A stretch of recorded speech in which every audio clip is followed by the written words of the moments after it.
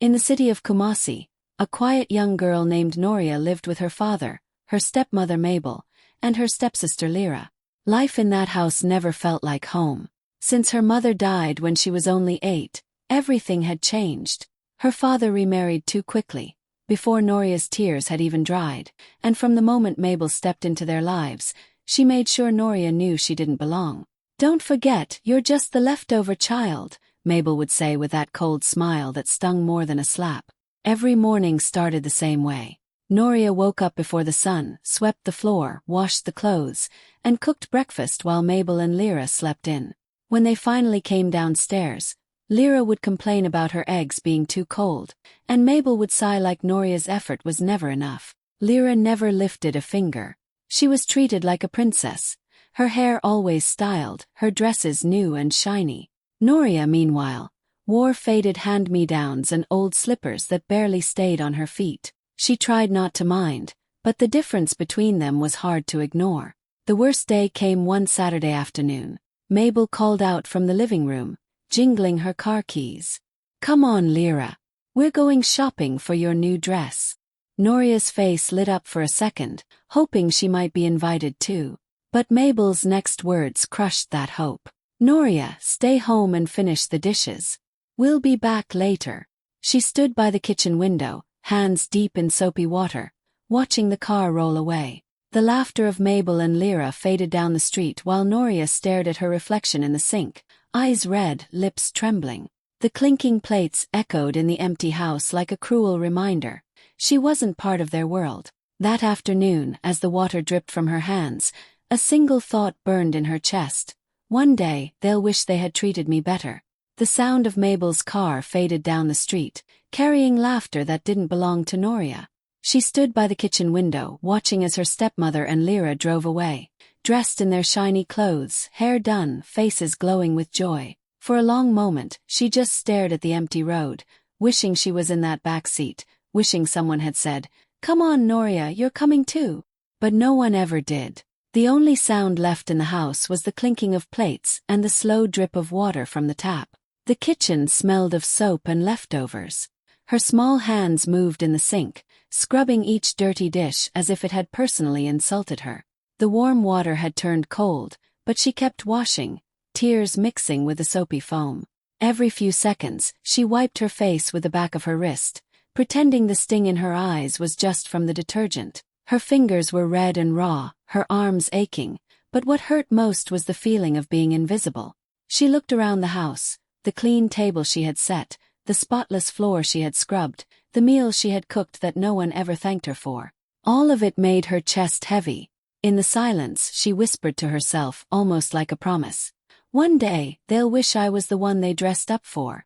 After she finished the dishes, she sat on the small stool near the window, staring at the fading sunset. The orange light spilled across the kitchen wall, and for the first time in weeks, she let herself dream. She pulled out an old notebook from under her bed, the one that still smelled faintly of her late mother's perfume. Inside, there were pages of doodles and faded recipes, but Noria turned to the back where the pages were blank. She picked up a pencil and began to draw. Her first sketch was shaky, a dress, simple but elegant, like something her mother would have worn. Then another, and another. She didn't know where the ideas came from, but once she started, she couldn't stop. The designs flowed out of her like all the words she never got to say. Every sketch was a little piece of her pain turned into something beautiful. When the sound of the car returning reached her ears, she quickly hid the notebook under her pillow. She wiped her tears, washed her hands again, and went back to pretending. Lyra burst in, spinning around in her new pink dress. "Look, Noria. Isn't it perfect?" Noria smiled weakly, whispering, "It's beautiful," even though her throat ached with jealousy. That night, when everyone slept, Noria lit a small candle beside her bed and pulled out her notebook again. She stared at her drawings and felt something new, a quiet fire burning inside her. She didn't know it yet, but that night, surrounded by soap, tears, and silence, Noria had taken her first step toward the dream that would one day change her life. Noria's secret world began in her tiny room, lit only by a flickering lamp and the sound of an old sewing machine that coughed more than it stitched. It used to belong to her late mother, the one thing Mabel hadn't thrown away. The machine was rusty, the thread often tangled, but to Noria it was magic. Every time she touched it, she felt closer to the woman who once held her in those same gentle hands. Her mother's old notebooks became her teachers. The pages were filled with faded sketches, sewing notes, and little messages written in neat handwriting. "Patience brings beauty," one read. Noria traced those words with her finger and smiled softly. She spent hours studying each drawing, learning how to measure, cut, and stitch. It wasn't perfect, but it was hers. Every evening, after washing dishes and cleaning the house, she would sneak out to the nearby market. The sellers knew her as the quiet girl who picks scraps. She would collect leftover fabric pieces, torn, mismatched, sometimes dirty, and carry them home like treasure. At night, she washed them carefully, dried them by her window, and turned them into tiny dresses for dolls or small scarves that she wore proudly in secret. Her father rarely noticed. He was always busy, tired, or distracted. When Noria tried to show him her work once, Mabel quickly interrupted with a scoff. "You really think sewing rags will change her life? Let her focus on cleaning instead. At least she's good at that." Her father didn't argue. He just sighed and turned away, and that silence cut deeper than Mabel's words ever could. Still, Noria kept going. Every stitch became a quiet act of rebellion. Every design was a whisper to the world that she was more than the housemaid they treated her as. One afternoon, while sketching near the market, a woman stopped beside her.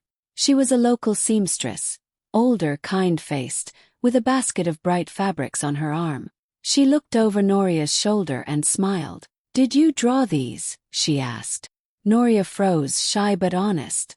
"Yes, I just practice sometimes."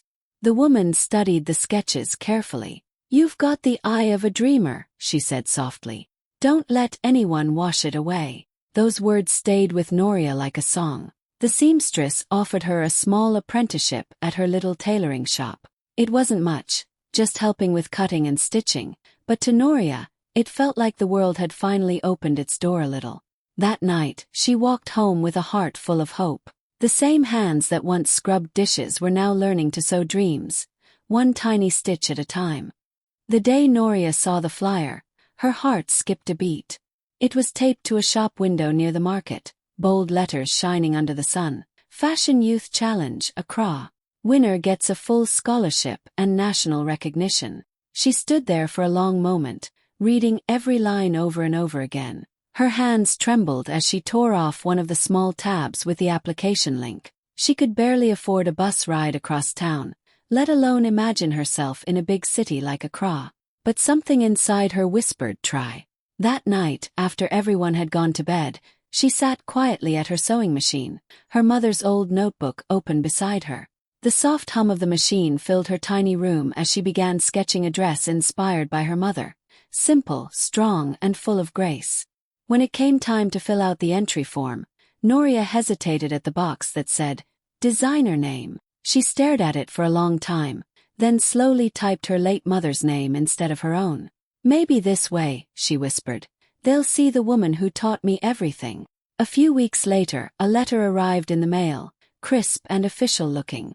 Noria's heart raced as she held it. She had been selected as one of the finalists. She couldn't believe it. She pressed the envelope to her chest and smiled through tears. For the first time in a long while, hope didn't feel so far away. But her joy didn't last long. That evening, while Noria was cleaning, Mabel found the envelope lying on her bed. She ripped it open and read the letter out loud, her voice dripping with disbelief. "A fashion contest. In Accra." She laughed, shaking her head. "You, a designer. You can't even design your own life." Lyra joined in, twirling in her brand-new mall dress. "Maybe she'll design aprons for maids," she teased, giggling. Noria stood frozen, her cheeks burning with embarrassment. Her father looked up from his newspaper for a second but said nothing, just like always. Mabel tossed the letter onto the table and sneered. "Focus on the dishes, not daydreams." That night, Noria couldn't sleep. Her eyes were red, her chest heavy with anger and hurt. She sat on the floor beside her sewing machine, the invitation letter now wrinkled but precious in her hands. She stared at it for a long time before whispering to herself, "They can laugh all they want. I'll show them who I am." Then she began to sew. Hours passed. The lamp flickered. The thread tangled. But Noria didn't stop. She worked through the night, her fingers moving faster with every tear that fell. She imagined walking on a stage one day, her designs shining brighter than all the cruel words ever thrown at her. By the time the first light of dawn touched her window, she had finished her first full gown, rough but beautiful. She held it up to the morning sun and smiled faintly. They thought they'd left her behind, but Noria was already stitching her way toward something bigger, something that no one could ever take from her again. The morning of the big show, Noria could barely breathe. Her small suitcase sat by the door, filled with her dress, her sketches, and her mother's old measuring tape. The local seamstress, Madame Efua, the woman who had believed in her when no one else did, waited outside with a smile. "Are you ready, my girl?" she asked softly. Noria nodded, though her hands were shaking. It was her first time leaving Kumasi, her first time seeing Accra. The city lights, the tall buildings, the endless noise. Everything felt like a dream she wasn't sure she was allowed to have. The event hall was huge, glittering with chandeliers and music. Young designers rushed around with their models, fixing hems and makeup. Noria stood quietly in the corner, clutching her dress wrapped in brown paper. Her gown wasn't flashy, no sparkles, no fancy lace. It was simple white with soft golden threads, inspired by her late mother's favorite Sunday dress. "Simplicity is its own kind of beauty," her mother once said. That's what she wanted the world to see. As she prepared backstage, Madame Efua whispered, "Remember, Noria, you don't need to outshine them, you just need to be you." Meanwhile, across the room, Mabel and Lyra arrived, dressed to impress. They hadn't come to cheer her on, they came to watch her fail. Lyra whispered, "This will be fun," and Mabel smirked. "Let's see how far those dirty dish hands can take her." When Noria finally stepped onto the runway, the lights hit her, and for a moment, everything went silent. Her heart pounded so hard she thought everyone could hear it. Then she took a deep breath and walked, one slow, graceful step after another. The fabric moved like water, simple but powerful. Her dress told her story without a single word. At first, the crowd didn't react. Then someone began to clap, slowly, then faster. Within seconds, the room erupted in applause. Cameras flashed. Judges leaned forward, whispering to each other. Madame Efua stood backstage with tears in her eyes, her hands over her heart. Even Mabel and Lyra froze in disbelief. Lyra's smile faded. Mabel's face went pale.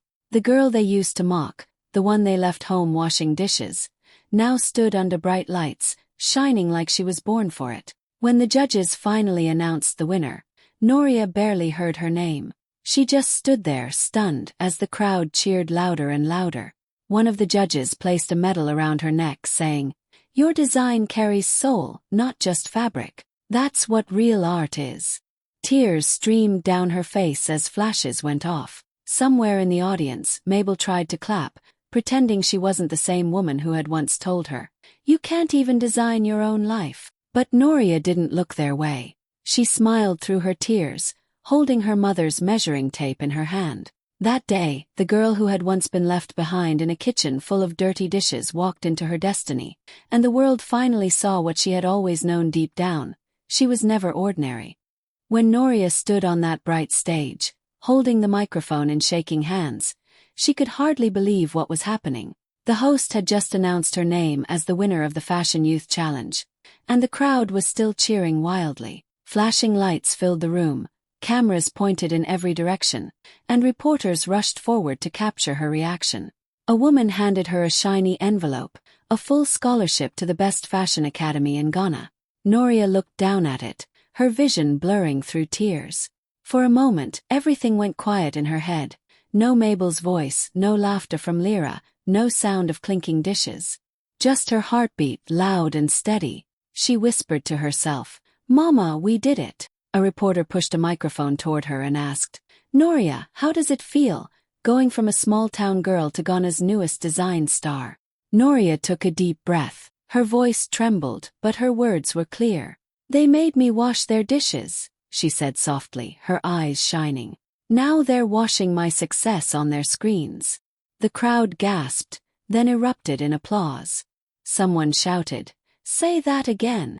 Reporters repeated her words, tweeting them instantly. Within hours, the quote was everywhere. On TV, on Instagram, on TikTok. Her photo, standing there in her handmade gown, tears on her cheeks, went viral under the hashtag dishwater to designer. By the next morning, people across the country were sharing her story. The girl they left home washing dishes just won Ghana's biggest fashion award, one headline read. Others wrote, "From soap suds to stardom." Meanwhile, back in Kumasi, Mabel sat on the living room couch, frozen. The TV showed Noria smiling on stage, shaking hands with celebrities and designers.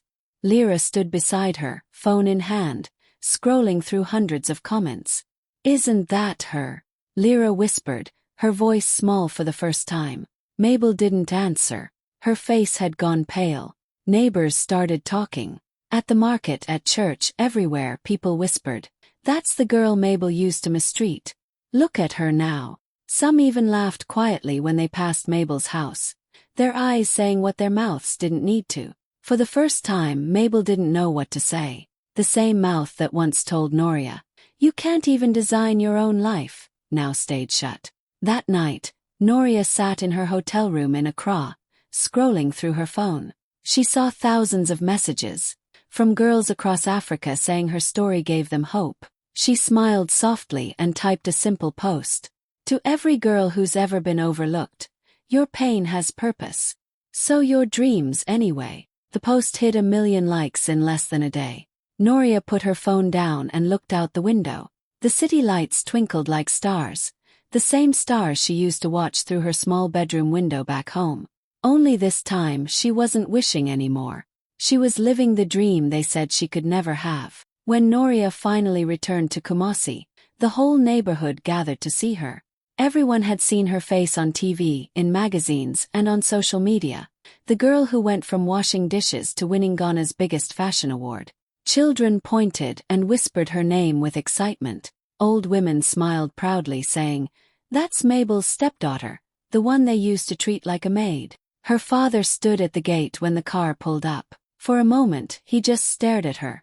His little girl, now dressed in a smart outfit, confident and glowing. His eyes softened and his voice cracked as he said, "Welcome home, Noria." It was the first time he'd spoken to her with pride in years. She smiled gently, holding back tears. "Thank you, Papa," she said. For a second, she saw the man who once held her hand when she was small, before everything changed. But then Mabel appeared at the door, wearing her best fake smile. "Noria, my dear," she said in a voice too sweet to be real. "We always knew you'd make us proud. We believed in you from the very beginning." Noria looked at her quietly. There was no anger in her eyes anymore, just calm truth. "No," she said softly. "You believed in my silence, not my dreams."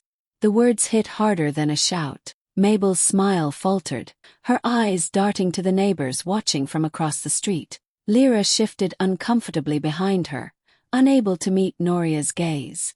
Noria didn't stay long. She walked through the house one last time, the place where she had cried, scrubbed floors, and dreamed when no one was watching.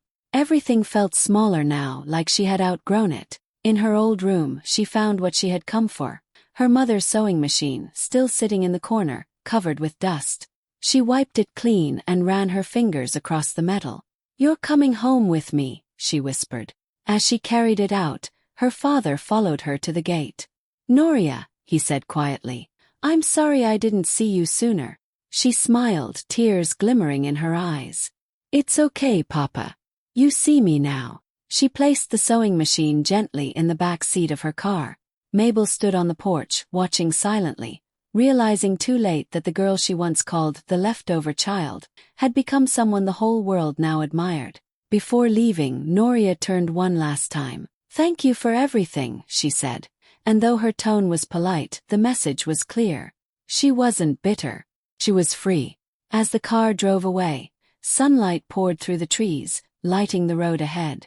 Noria glanced at the sewing machine beside her and smiled. The same hands that once scrubbed dishes were now shaping a destiny, and this time she was the one in control. That was the day she truly went home, not to a house but to herself. Years passed, and Noria's life became something even she couldn't have imagined back in those dark kitchen days. The girl who once scrubbed dishes in silence now stood on glossy runways, her name glowing in gold letters. Washroom Couture. The name made people curious, and when they heard her story, it became a movement. Noria didn't just design clothes. She designed second chances. Her brand hired orphaned and abandoned girls, teaching them how to sew, design, and dream again. Each stitch they made carried a story of pain, strength, and rebirth. Noria's face often appeared on magazine covers and billboards. People called her the designer who turned pain into power. She was young, confident, and graceful, but she never forgot where she came from. In every interview, she spoke about the forgotten girls who needed hope, not pity. And behind every collection, there was a message of resilience. One warm morning, Noria was reviewing applications for her new internship program. Her company had received hundreds of emails, but one name made her pause. Lyra Mabelson, the same stepsister who used to laugh at her, who left her scrubbing floors while she went shopping. Noria stared at the name for a long time. The irony made her heart ache, and then smile. She didn't say anything to her staff. She simply approved the application and told her assistant to schedule an interview. A week later, Lyra walked into the Washroom Couture headquarters wearing a faded blouse and nervous eyes. Life hadn't been kind to her. She had lost her job months ago, and the world she once flaunted had quietly fallen apart. When she stepped into the elegant office, her mouth fell open at the sight of the framed photos on the wall. Noria standing beside global icons, fashion shows in Paris and Lagos, and the company's tagline, "From washroom to runway." And then the glass door opened. Noria walked in, tall, graceful, confident. For a moment Lyra couldn't breathe. Her voice cracked as she whispered, "Noria." Noria smiled softly, but not with bitterness, just quiet strength. "Welcome to Washroom Couture," she said. "Please have a seat." Lyra blinked, realizing the woman in front of her wasn't the same girl she mocked years ago. This Noria carried peace, power, and purpose. She didn't expose Lyra. She didn't humiliate her. She let destiny do its work, just as it always does. As Lyra filled out the internship papers, her hands trembled. She saw the logo on top, the name that began in a washroom and ended in the world's spotlight. For the first time, she understood what it felt like to be humbled by your own cruelty. And for Noria, it was never about revenge. It was about becoming the woman she needed when no one believed in her. The day started like any other at Washroom Couture. A staff meeting in the main hall, the energy buzzing with excitement about a new international partnership. The large screen displayed Noria's latest collection, inspired by resilience and rebirth. Dozens of young designers and trainees filled the seats, chatting softly. Then, the receptionist walked in, whispering something to Noria's assistant. Two unexpected visitors had arrived, Mabel and Lyra.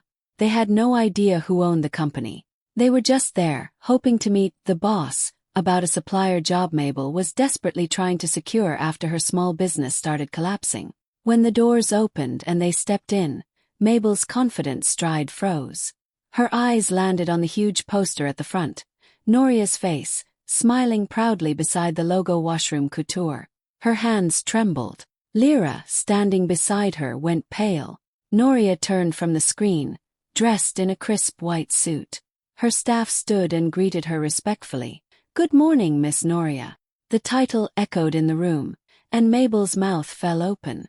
It hit her all at once. The same girl she had mocked, insulted, and overworked was now standing before her as the owner of the company she wanted to beg for help from. Mabel tried to smile. "Noria, please, we didn't know." Her voice cracked as her eyes filled with tears. Noria looked at her calmly, her tone gentle but firm. "It's all right," she said softly, her eyes holding no anger. "You didn't know I'd grow from the dirt you threw at me." The room fell silent. Her words carried the weight of years, of pain, strength, and grace. Someone from the media team, who had been recording the staff meeting, captured the moment. Within hours, the clip spread online. Millions watched Mabel and Lyra's stunned faces as Noria stood tall and unshaken. The internet exploded again with comments, admiration, and the hashtag the dishes turned. People across social media quoted her line, calling it one of the most powerful comebacks of the year. Influencers reposted it. Young women everywhere wrote, "She turned pain into power." And as the clip played over and over, Mabel lowered her head in shame, realizing that the girl she once left behind had become a woman the whole world now looked up to. Noria didn't need to say more. Her success spoke louder than any revenge ever could. The hall was glowing with golden lights as Noria stood on the stage, dressed in one of her own designs. A breathtaking gown made from recycled fabric, stitched with pride and story. The crowd rose to their feet, cheering as her name was announced. Youth Inspiration of the Year, Noria Asante. Tears shimmered in her eyes as she took the microphone. The cameras flashed, and thousands watched the live broadcast across Africa. She took a deep breath, smiled softly and said, "They left me home washing dishes. But those same hands built my destiny." The audience went silent, then erupted in applause. People stood, clapping and crying, moved by the power of her words. Noria looked around the room, her heart full. She could see young girls in the crowd, eyes shining with hope, girls who once felt unseen, just like she had. She spoke directly to them, her voice trembling with emotion. Never let anyone make you feel small because of where you start. Every hand that washed pain can also sew a new beginning. As she stepped back, the big screen behind her lit up with the words, "Made from rejection, worn with pride." The crowd chanted her name, flashes of cameras lighting the room like stars. The clip spread across social media within minutes. The hashtags #dishwater to designer and #she was left out but rose up trending worldwide. People everywhere shared her story, the girl who was left behind but rose higher than anyone imagined. And as the screen faded to black, Noria's quote glowed softly one last time, a reminder that even the most broken beginnings can bloom into something beautiful.